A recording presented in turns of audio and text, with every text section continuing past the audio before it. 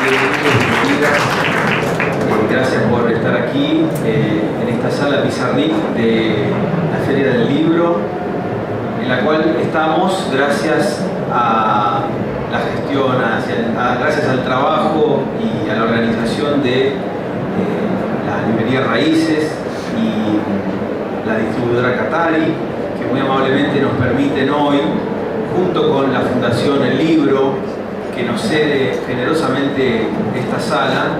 Estamos aquí para presentar la nueva edición impresa de la revista La Marea, la edición número 51, luego de estos 2 años de pandemia, en los cuales no pudimos, lamentablemente, salir en formato impreso, en formato de papel. Sin embargo, pudimos dar el salto a la virtualidad de alguna manera, y hoy contamos, además de con la revista impresa, con nuestra página web, que les recomiendo que si tienen ganas se den una vueltita por el www.revistalamarea.com.ar.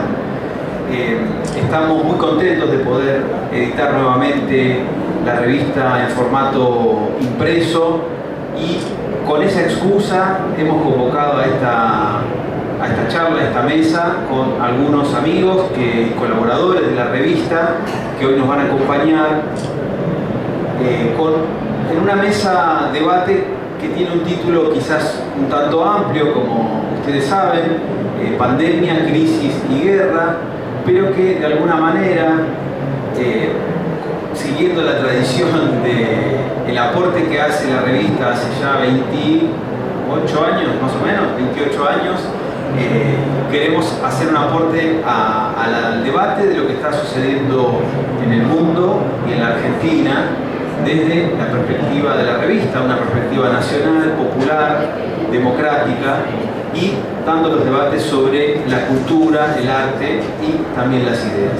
Así que bueno, hoy nos acompañan, voy a empezar en el orden en el que van a hablar, María Victoria Enis, que es magíster en periodismo, integrante del Observatorio de Medios, Ciudadanía y Democracia de la Universidad del Centro.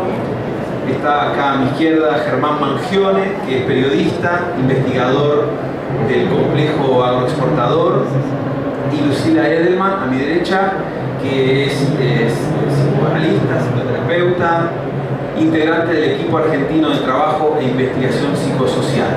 Así que, bueno, para no perder demasiado tiempo, directamente vamos a darle la palabra a María Victoria Enis, que es, como dijimos, magíster en periodismo, integrante del Observatorio de Medios, Ciudadanía y Democracia de la Universidad del Centro, y además es una colaboradora de la revista La Marea. Y si ustedes adquieren nuestra revista aquí en el stand 1820 de Raíces, van a poder leer una de las notas que escribió María Victoria. Así que adelante, María Victoria. Bueno, gracias por estar. Justamente a propósito de la impresión de la revista y del artículo que escribí, quería compartirles justamente el artículo para hacerlo en un tiempo acotado y que después podamos, en todo caso, intercambiar ideas acerca de lo que planteo en el artículo. Para contextualizarlo un poco, yo formo parte del equipo de científicas y científicos que se llama Ciencia Anti-Fake News, que surgió espontáneamente durante la pandemia en marzo de 2020, cuando no podíamos ir a nuestros lugares de trabajo a investigar como hacíamos habitualmente. Y entonces decidimos disponer nuestro recurso humano, nuestro recurso intelectual, a disposición de lo que estaba necesitando la sociedad en ese momento. La mayoría son investigadoras, lo digo femenino porque la mayoría son mujeres, pero también hay varones, sobre inmunología, sobre áreas sanitarias. En mi caso, yo me acerqué porque soy comunicadora social y mi formación es de periodista, especializada en comunicación pública de la ciencia, y desde ahí aporté al equipo para poder llevar a la sociedad y desmentir informaciones que circulaban y que no se sabía si eran ciertas. Y eso formó parte del clima de confusión y de angustia que se vivió durante toda la pandemia, que todavía no termina. Entonces, dicho ese contexto, lo que hago es abordar un poco las fake news, en principio qué son las fake news. Para sintetizar podemos decir básicamente que se puede traducir como noticias falsas, que si bien no hay un acuerdo académico exacto sobre qué son las fake news desde un punto de vista académico, formal, hay discusión porque hay miradas que preceden a la pandemia y que tenían un enfoque más político. Es un concepto así anglosajón que se popularizó durante las elecciones estadounidenses, en las que ganó el ultraderechista Donald Trump, y entonces ahí es cuando se populariza este término así en inglés, fake news, que al traducirlo al castellano como noticias falsas, bueno, genera algunas discusiones y como su punto de partida fue eminentemente político, generaba alguna confusión cuando lo usábamos en pandemia, porque algunas personas consideraban que las noticias o informaciones falsas que circulaban en pandemia no tenían necesariamente una intencionalidad política. Lo que yo planteo es que en definitiva sí y siempre es política. ¿Por qué es política? Bueno, en principio porque todas las noticias son construidas por profesionales que deberían tener una responsabilidad social y un método de trabajo que respetar que tiene que ver con el chequeo de la información.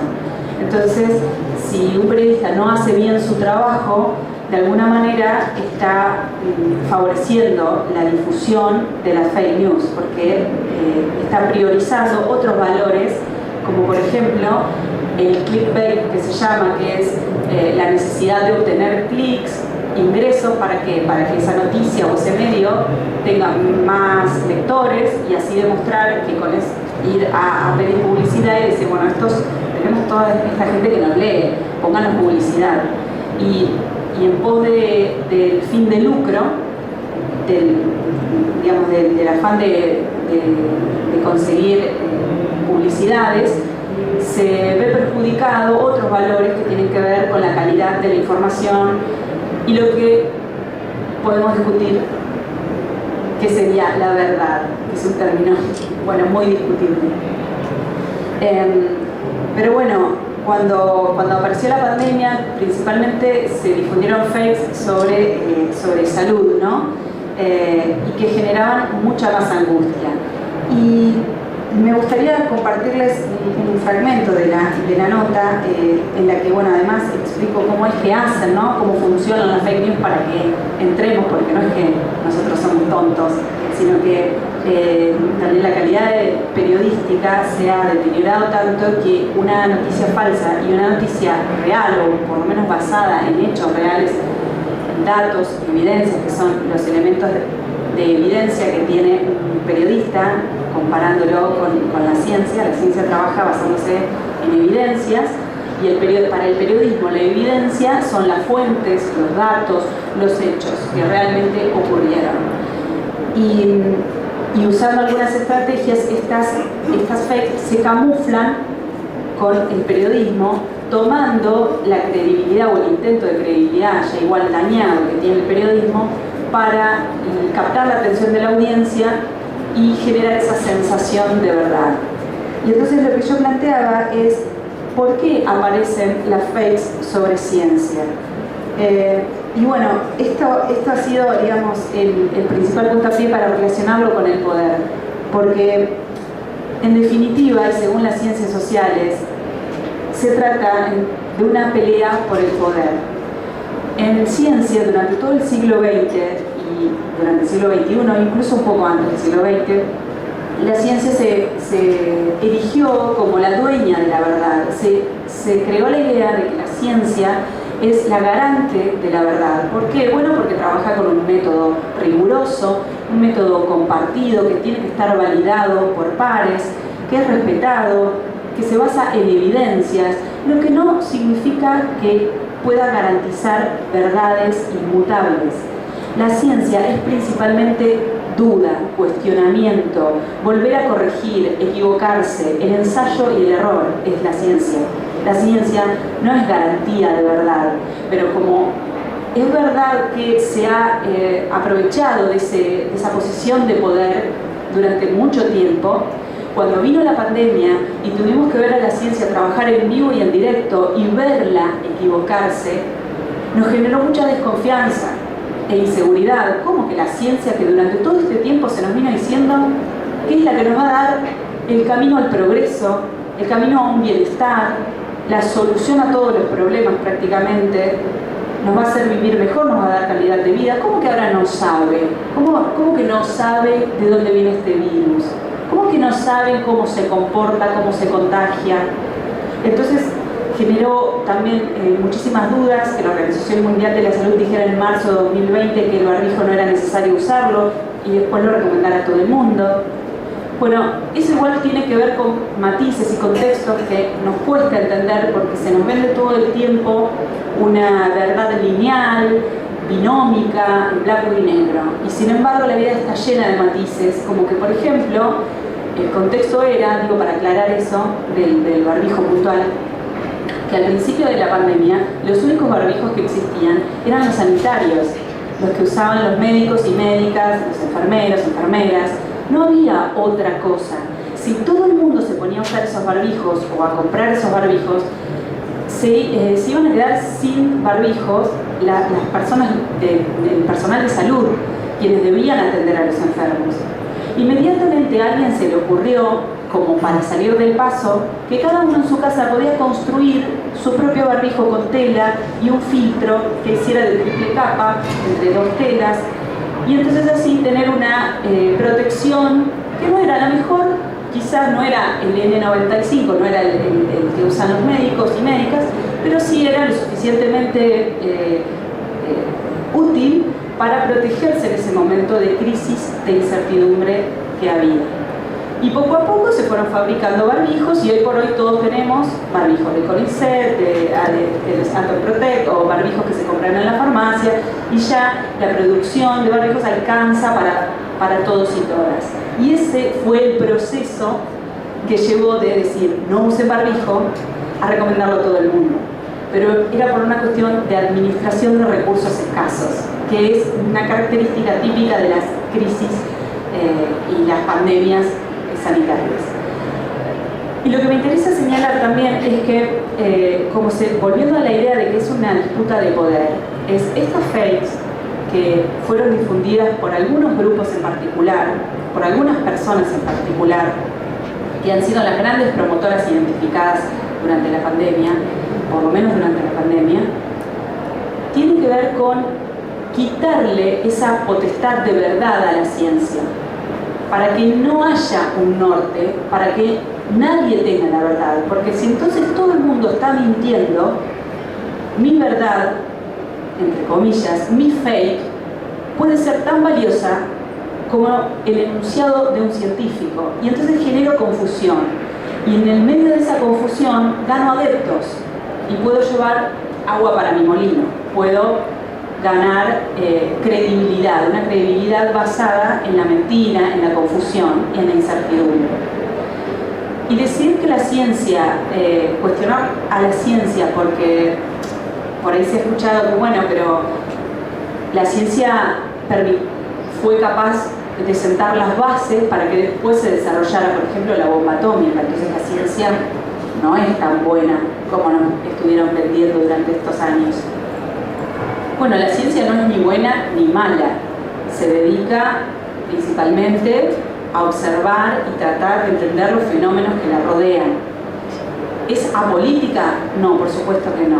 La ciencia es política, de eso no hay duda, porque sin política no se puede hacer ciencia, y sobre todo en este país donde la principal fuente de financiamiento de la ciencia es el Estado. Pero sin embargo, la ciencia no es ni buena ni mala, porque no es la ciencia la que ha creado la bomba atómica. No es Marie Curie la que creó el cáncer y la radiación. Simplemente descubrió un elemento, logró entender la naturaleza de cosas que ya existían. Son los políticos y las empresas los que transforman la ciencia en una herramienta de poder y de amenaza. Y bueno, y esto tenía que ver con este planteo que tiene que ver con la disputa por la verdad, y había otra cosa que quería señalar que ahora se me escapa, pero bueno, que tenía que ver con eso.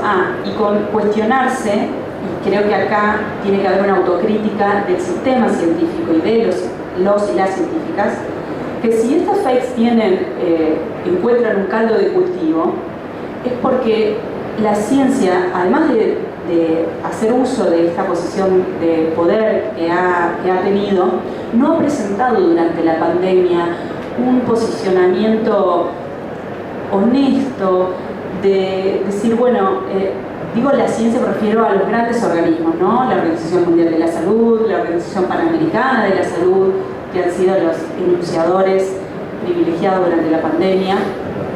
No hay un cuestionamiento de dónde viene el virus. El virus se sabe lo que no es, no viene del laboratorio. Pero no hay una voz uniforme, unida y organizada de científicos y científicas que puedan unirse en estos reclamos individuales que ya existen y ya se escuchan, como por ejemplo el de Guillermo Folguera, un investigador de CONICET, que es esta pandemia y este tipo de crisis que estamos viviendo son producto del sistema productivo y económico en el que vivimos. La forma en la que estamos viviendo nos conduce a estos problemas. La ciencia lo sabe, los científicos lo saben, lo están diciendo. ¿Cuándo lo va a decir la Organización Mundial de la Salud en una conferencia de prensa? Y creo que ahí radica el caldo de cultivo para que las fake tengan asidero. Nada más.